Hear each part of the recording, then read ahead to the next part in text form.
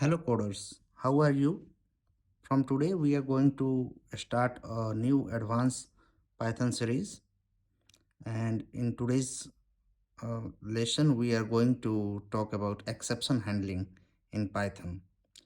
So basically there are three types of errors in Python: compile time error, logical error, and runtime error.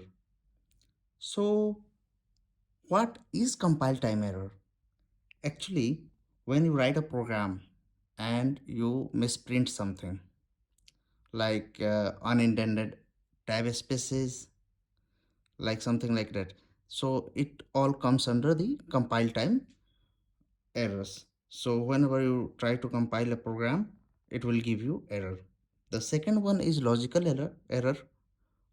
So in logical error, you will get the output, but the problem is the output which you are expecting, it is not the output which you are expecting.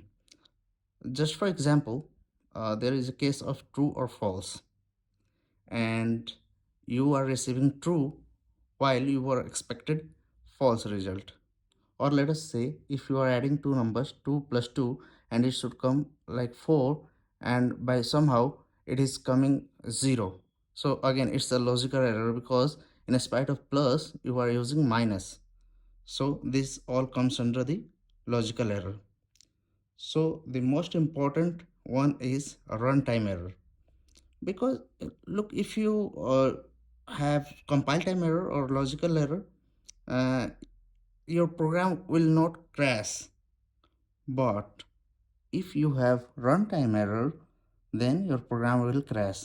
And if it crashes, you will means you will come out of the program, and it will not execute the uh, program after the exception occurred. So it is very important for us to handle the runtime error, and it all comes under the exception handling part.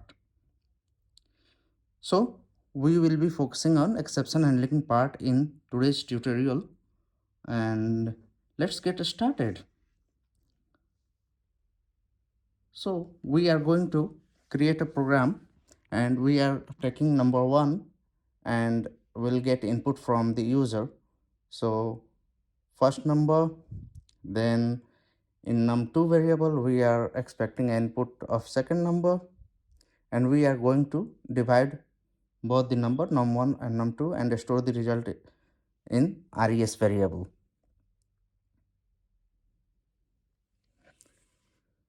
So after that, if we try to print the result, what we will get? 3 and 2 will get 1.5. But if we try to divide it by 0, we'll get division by 0 error, 0 division error. So we'll try to handle with the help of try and except block. So we'll put all the code in the try block, and in the exception block we are just going to print the exception. So this is general exception,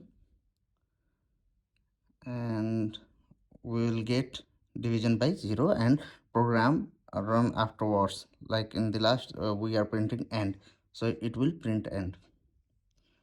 But let's see, now we have to bifurcate.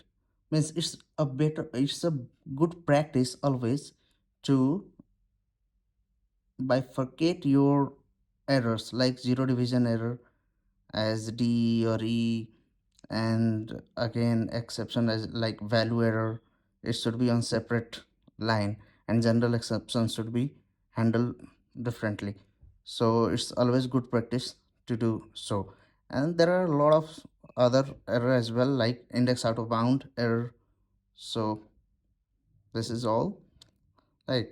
And after that you will see different kind of errors printing. So let's see. So we are taking two inputs 4 and 5, and we'll get the result 0.8. And now we are dividing by 0, and we are getting zero division error, and if you print t, you got the invalid retrieval for int. So it is printed by the value error message. And now we are including finally block. Why finally? Because it will be printed always, and this is important in case of closing a connection. If you are using database and you need to close the connection, so finally blocks come handy, because it will execute no matter what. If there is exception or not, it will always be printed. Okay, thank you so much for attending the session, and we'll see you in the next video. Bye. Please like and subscribe. Have a nice time.